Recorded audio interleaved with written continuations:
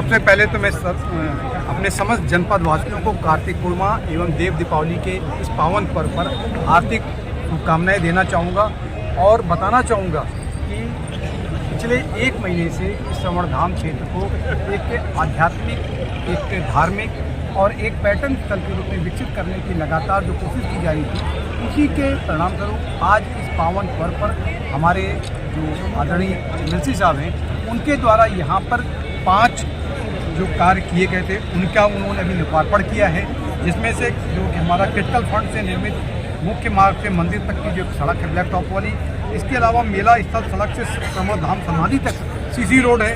श्रवण धाम कुटी से लेकर धाम तक सीसी रोड, इसके अलावा श्रवण धाम पिच रोड से कुटी तक इंटरलॉकिंग कार्य, और इसके अलावा हम लोगों ने 3 अभी कच्चे घाटों का निर्माण कराया है और आप अगले 3 हफ्ते से यहाँ पर इनके पक्के घाटों का निर्माण कार्य प्रारंभ हो जाएगा। इसके साथ हम लोगों ने यहाँ पर मुख्य प्रवेश द्वार का निर्माण कराने की घोषणा माननीय एमएलसी साहब ने अपनी विधायक निधि से किया है, जिसका भी काम चल रहा है। इसके अलावा यहाँ पर दाह संस्कार हेतु जो लोग आते हैं उनकी ये डिमांड थी कि आसपास के बड़े क्षेत्र से यहाँ पर लोग आ रहे हैं, तो एक जो अंत्येष्टि स्थल बना हुआ है उसकी एक डिमांड और थी, वो डिमांड पूरी करते हुए नदी के दूसरे साइड में जो है वहाँ पर भी एक अंत्येष्टि स्थल का हम निर्माण कराने जा रहे हैं। इसके अलावा जो भी कच्चे घाट है उनको पक्के घाट कर देंगे। सामने के नदी के उस पार आप जो देख रहे हो बहुत बड़ा क्षेत्र जो जंगल के रूप में था उसको पूरा साफ करा दिया गया है और हम लोग वहाँ पे मनरेगा पार्क बनाने जा रहे हैं और उस मनरेगा पार्क में आसपास के जितने बच्चे हैं उनके खेलने कूदने के लिए, उनके लिए झूले, ओपन जिम और जो सुविधाएँ होती हैं खेलकूद से संबंधित, उन सब का भी हम लोग यहाँ पर निर्माण कराएंगे। इसके अलावा जो है कि अंत्येष्टि स्थल तक मनरेगा पार्क के अलावा यहाँ पर हम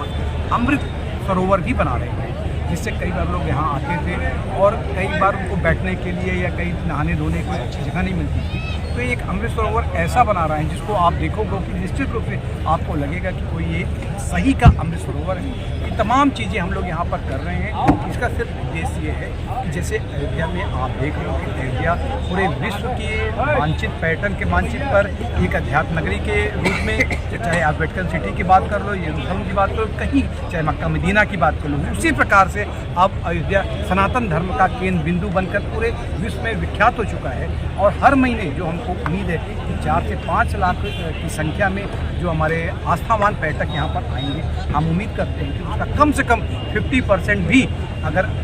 हमारे अम्बेडकर नगर जनपद में आते हैं 2 से 2.5 लाख लोग पर महीने, तो जो आएंगे उनके लिए हम लोगों ने बहुत एक अच्छी व्यवस्था करने की तैयारी कर रखी है और उन्हीं के रुकने के लिए अब आने वाले अगले चरण में हम यहाँ पर एक कम से कम 2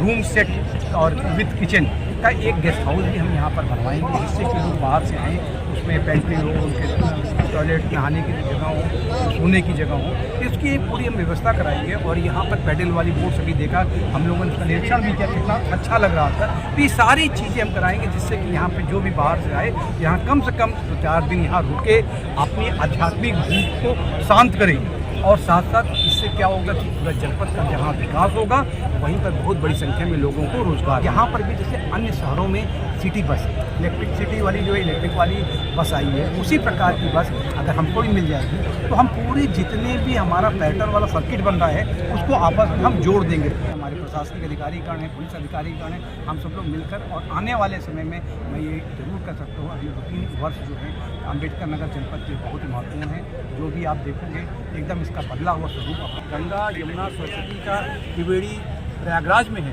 उसी प्रकार के त्रिवेणी तो यहाँ पर भी है और उस त्रिवेणी के स्वरूप को निखारने की जिम्मेदारी हम सभी के ऊपर